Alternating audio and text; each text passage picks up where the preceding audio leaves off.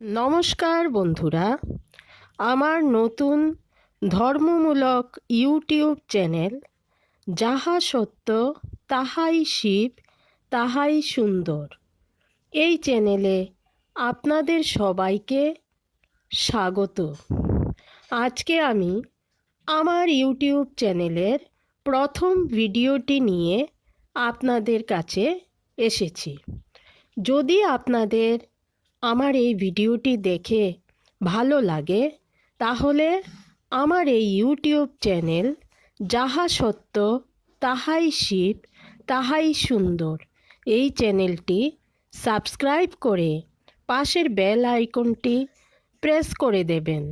তাহলে আমি যতগুলো পোস্ট করব আপনারা সবগুলোর আপডেট পেয়ে যাবেন এবং আমার ভিডিওগুলি দেখতে পারবেন। তাহলে বন্ধুরা, আজকে আমি নিয়ে এসেছি রামায়ণ থেকে আদিকাণ্ডতে নারদ কর্তৃক রামচরিত বর্ণন। তপঃপরায়ণ বাল্মীকি সাধ্যায় নিরত তপনিষ্ঠ বাগ্মীপ্রবর মুনিপুঙ্গব নারদকে জিজ্ঞাসা করলেন, অধুনা এই ভূমণ্ডলে এমন কে আছেন যিনি গুণবান, বীর্যবান, ধর্মজ্ঞ, কৃতজ্ঞ, সত্যবাদী, দৃঢ়ব্রত, সচ্চরিত্র, সকল প্রাণীর হিতৈষী, বিদ্বান, সর্ববিষয়ে দক্ষ, অদ্বিতীয় প্রিয়দর্শন, সংযত চিত্ত, জিত ক্রোধ, দীপ্তিমান ও অসূয়াশূন্য এবং সমরক্ষেত্রে কাহার ক্রোধ দর্শনে সুরগণও শঙ্কিত হইয়া থাকেন? আমি ইহা শ্রবণ করিতে ইচ্ছা করিতেছি। এই বিষয় শ্রবণ করিবার জন্য আমার পরম কৌতূহল হইয়াছে। অতএব হে মহর্ষে, আপনি সর্বজ্ঞ, আপনি এতাদৃশ পুরুষের বিষয় জানিতে পারেন। ত্রিলোকজ্ঞ নারদ বাল্মীকির বাক্য শ্রবণে হৃষ্ট হইয়া শ্রবণ করো বলিয়া তাহাকে আমন্ত্রণপূর্বক কহিতে লাগিলেন, হে মুনে, তুমি যে সকল গুণের কথা কীর্তন করিলে তৎসমুদয় একেধারে দুর্লভ। এজন্য বহু চিন্তার পর স্মরণ হইল এতাদৃশ গুণশালী একমাত্র ব্যক্তি আছেন, তাহার কথা বলিতেছি, শ্রবণ করো। তোমার জিজ্ঞাসিত সকল গুণ বিশিষ্ট এক ব্যক্তি ইক্ষ্বাকু বংশে জন্মগ্রহণ করিয়াছেন। তাহার নাম রাম। তাহার কথা মনুষ্যমাত্রেই শুনিয়াছেন। তিনি জিতেন্দ্রিয়, সংযতচিত্ত, দ্যুতিমান, ধৃতিমান, বুদ্ধিমান, মহাবীর্যবান, নীতিজ্ঞ, বাগ্মী, শত্রুনিহন্তা ও শ্রীমান।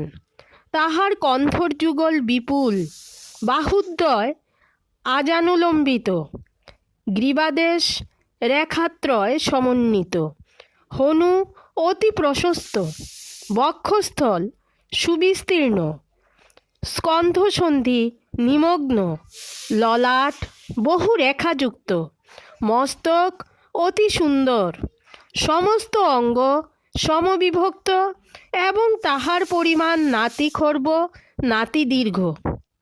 এই সর্বাঙ্গ সুন্দর শ্যামবর্ণ পুরুষ মহাধনুর্ধারী, অরিদমনকারী, প্রতাপবান, উন্নত বক্ষা, বিশাল নয়ন, সর্বশুভ লক্ষণান্বিত, ধর্মজ্ঞ, সত্যসন্ধ, প্রজাহিতৈষী, যশস্বী, জ্ঞানসম্পন্ন, পবিত্রাত্মা, বিনীত স্বভাব, সমাধিনিরত, প্রজাপতিতুল্য, লক্ষ্মীবান, সৎকার্যের বিধানকর্তা, রিপুনাশক, ধর্ম ও জীবলোকের রক্ষক, স্বধর্ম ও স্বজনের প্রতিপালক, বেদ বেদাঙ্গ তত্ত্বজ্ঞ, ধনুর্বেদ কুশল, সর্বশাস্ত্র অভিজ্ঞ, স্মৃতিশক্তিশালী, প্রত্যুৎপন্নমতি, সর্বলোকপ্রিয়, সাধু স্বভাব, অক্ষুব্ধ চিত্ত, সুবিচক্ষণ, সর্বপূজ্য, সর্ববস্তু সমদর্শী, এবং সদা প্রিয়দর্শন, যেরূপ সমুদ্র সকল মহাসমুদ্রের অনুগত হইয়া আছে, সেইরূপ সাধুগণ সর্বদা ইহার অনুগত হইয়া রহিয়াছেন। কৌশল্যা দেবীর এই সর্বগুণান্বিত চন্দ্রের ন্যায় প্রিয় দর্শন তনয় গাম্ভীর্যে সমুদ্রের তুল্য, ধৈর্যে হিমাচলের তুল্য, পরাক্রমে বিষ্ণুর তুল্য, ক্রোধে কালাগ্নির তুল্য, ক্ষমায় পৃথিবীর তুল্য, দানে ধনদের তুল্য ও সত্যে ধর্মের ন্যায় প্রসিদ্ধ মহীপতি দশরথ ঈদৃশ গুণযুক্ত সত্য পরাক্রম মহাগুণশালী প্রজাবর্গের হিতৈষী অতি প্রিয় জ্যেষ্ঠতনয় রামকে প্রকৃতিবর্গের প্রিয় কামনায় প্রীতিপূর্বক যৌবরাজ্যে অভিষিক্ত করিতে মনস্থ করিলেন। রাজমহিষী কৈকেয়ী দেবী পূর্বে দশরথ তাহাকে যে 2টা বর দিবেন বলিয়া অঙ্গীকার করিয়াছিলেন, এক্ষণে রামের যৌবরাজ্যাভিষেকের উদ্যোগ হইতেছে দেখিয়া নরপতির নিকট রামের বনগমন ও ভরতের যৌবরাজ্যাভিষেক রূপ সেই বরদ্বয় প্রার্থনা করিলেন। সত্যবাদী দশরথ ধর্মপাশে আবদ্ধ ছিলেন, সুতরাং অগত্যা প্রিয়তম তনয় রামকে বনবাসে প্রেরণ করিলেন। বীরবর রামও পিতার প্রতিজ্ঞা রক্ষার জন্য এবং কৈকেয়ীর প্রীতির নিমিত্ত পিতৃ আজ্ঞানুসারে বনে গমন করিলেন। তখন বিনয়ী ভ্রাতৃপ্রিয় সুমিত্রা, নন্দবর্ধন লক্ষণ ভ্রাতৃস্নেহ প্রযুক্ত ও সৌভ্রাতৃ প্রদর্শনার্থ তাহার সহগামী হইলেন। রামের প্রাণতুল্য প্রিয়তমা ও হিতকারিণী পত্নী, সর্বশুভ লক্ষণ সম্পন্না ও নারীগণের মধ্যে শ্রেষ্ঠা বধূ জনককুলে আবির্ভূতা সীতাও শশীর অনুগামিনী রোহিণীর ন্যায় রামের সহিত গমন করিলেন। রাজা দশরথ ও পুরবাসীগণ বহুদূর পর্যন্ত রামের অনুগমন করিলেন। ধর্মাত্মা রাম, সীতা ও লক্ষণ সমভিব্যাহারে গঙ্গার তীরবর্তী শৃঙ্গবের নামক পুরে উপস্থিত হইয়া প্রিয়তম নিষাদপতি গুহকে প্রাপ্ত হইলেন।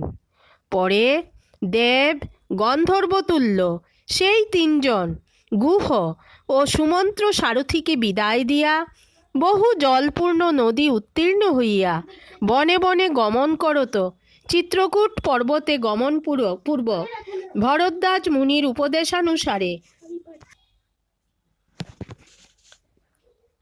গঙ্গা তীরবর্তী শৃণ্যবের নামক পুরে উপস্থিত হইয়া প্রিয়তম নিষাদপতি গুহকে প্রাপ্ত হইলেন। পরে দেব গন্ধর্বতুল্য সেই 3 জন গুহ ও সুমন্ত্র সারথীকে বিদায় দিয়া বহু জলপূর্ণ নদী উত্তীর্ণ হইয়া বনে বনে গমন করত চিত্রকূট পর্বতে গমনপূর্বক ভরদ্বাজ মুনির উপদেশানুসারে সেই কাননে রমণীয় পর্ণকুটির নির্মাণ করিয়া বসতি করত সুখে বিহার করিতে লাগিলেন। রাম চিত্রকূটে গমন করিলে পুত্র শোক কাতর দশরথ পুত্রের জন্য বিলাপ করিতে করিতে স্বর্গে গমন করিলেন। রাজা দশরথ স্বর্গগত হইলে বশিষ্ঠ প্রভৃতি দ্বিজগণ ভরতকে রাজ্য রক্ষার্থে নিয়োগ করিলেন। কিন্তু মহাবল সম্পন্ন বীর্যবান ভরত রাজ্যভার গ্রহণে অনিচ্ছুক হইয়া পূজ্য রামকে প্রসন্ন করিবার নিমিত্ত বনে গমন করিলেন। তিনি বিনীত বেশে সত্যপরাক্রম মহাত্মা ভ্রাতা রামের সমীপবর্তী হইয়া তাহাকে রাজ্য গ্রহণার্থে প্রার্থনা করিয়া কহিলেন, আপনি জ্যেষ্ঠ, ধর্ম বিষয়ে অভিজ্ঞ, সুতরাং আপনি ধর্মানুসারে রাজা। কিন্তু পরমোদার চরিত অম্লান বদন মহাযশস্বী রাম পিতৃ আজ্ঞা ভঙ্গ ভয়ে রাজ্যভার গ্রহণ করিতে অনিচ্ছুক হইলেন। পরে ভরত পুনঃ পুনঃ রামকে রাজ্যকরণার্থ প্রার্থনা করিতে লাগিলেন। মহাবলসম্পন্ন ভরতাগ্রজ রাম ভরতকে রাজ্য করিবার নিমিত্ত ন্যাসস্বরূপ স্বীয় পাদুকাদ্বয় প্রদান করিয়া প্রতিনিবর্তিত করিলেন। ভরত সফল কাম না হইয়াও অগত্যা রামের পদযুগল স্পর্শপূর্বক নন্দীগ্রামে গিয়া তাহার আগমন প্রতীক্ষায় রাজ্য করিতে লাগিলেন। ভরত প্রতিগমন করিলে জিতেন্দ্রীয় সত্যসন্ধ শ্রীরাম চিত্রকূট পর্বতে ভরত ও পুরবাসী দিগের পুনরাগমন সম্ভাবনা বুঝিয়া সসজ্জ হইয়া দণ্ডকারণ্যে প্রবেশ করিলেন। রাজীবলোচন রাম দণ্ডক নামক মহারণ্যে প্রবিষ্ট হইয়া বিরাধাক্ষ রাক্ষসকে হনন করিয়া শরভঙ্গ, সুতীক্ষ্ণ, অগস্ত্য ও অগস্ত্য ভ্রাতার সহিত সাক্ষাৎ করিলেন এবং অগস্ত্য ঋষির বাক্যানুসারে সানন্দ চিত্তে ঐন্দ্রধনু, অক্ষয় স্বরযুক্ত তুনোদ্বয় ও উৎকৃষ্ট খড়গ গ্রহণ করিয়া দণ্ডক কাননে মুনিদিগের সহিত বাস করিতে লাগিলেন। এই সময়ে অনেক ঋষি, অসুর ও রাক্ষসগণের নিধন প্রার্থনায় রামের নিকট আগমন করিলেন। রামও দণ্ডকারণ্য নিবাসী অগ্নিতুল্য তেজস্বী ঋষিগণের প্রার্থনায় যুদ্ধে রাক্ষসগণকে বিনাশ করিব বলিয়া প্রতিজ্ঞা করিলেন। অনন্তর দণ্ডকারণ্যবাসী রাম নাসিকা কর্ণ ছেদনপূর্বক জনস্থান নিবাসিনী কামরূপিণী শূর্পণখা রাক্ষসীকে বিরূপা করিলেন। পরে খর, দূষণ ও ত্রিশিরা নামক রাক্ষসত্রয় শূর্পণখার বাক্যে সহচরবর্গের সহিত সসজ্জ হইয়া যুদ্ধার্থ উপস্থিত হইলে রাম তাহাদিগকে যুদ্ধে নিহত করিলেন। রাম কর্তৃক জনস্থান নিবাসী 14,000 রাক্ষস এই যুদ্ধে নিধন প্রাপ্ত হইয়াছিল। অনন্তর রাবণ জাতিবধ শ্রবণে ক্রোধে অধীর হইয়া মারীচ নামক রাক্ষসকে তাহার সহায় হইবার নিমিত্ত বরণ করিল। মারীচ রাবণকে, হে রাবণ, তোমার অতি বলবান রামের সহিত বিরোধ করা যুক্ত এবং হিতজনক নয়, এই কথা বারংবার বলিতে লাগিল। কিন্তু কাল প্রেরিত রাবণ মরীচ বাক্যে অনাদর করিয়া তাহাকে সঙ্গে লইয়া রামের আশ্রমে গেল। পরে সে মায়াবী মারীচের দ্বারা রাজনন্দন রাম ও লক্ষ্মণকে অতি দূরে অপসারিত করত এবং জটায়ু নামক গৃধ্রকে নিহত প্রায় করিয়া রাম ভার্যা সীতাকে হরণ করিয়া লইয়া গেল।